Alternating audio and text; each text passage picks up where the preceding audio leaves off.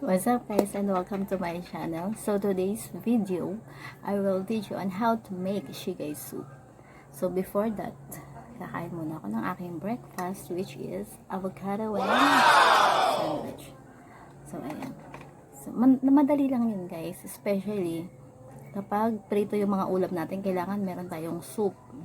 Syempre pag walang sabaw, malungkot ang buhay. So, madali lang yun, kaya nyo gawin sa bahay. Mga 10 minutes lang. In just 10 minutes, makakagawa na kayo ng soup. Amazing! Okay? If you wanna know how, just keep on watching.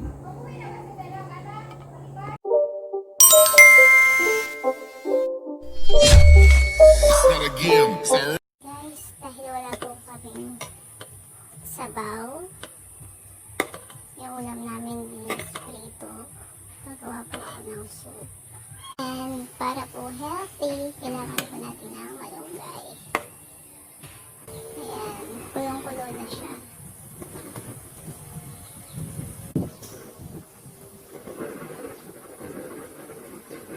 Napakadali po nito gawin, pwede itong gawin nito sa inyong bahay.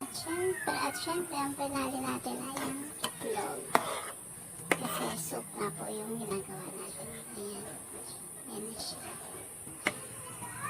Pakalain nyo lang po saglit. And pwede na po yan serve. Ayan po yung egg. Pwede na po yan. Patayin na po natin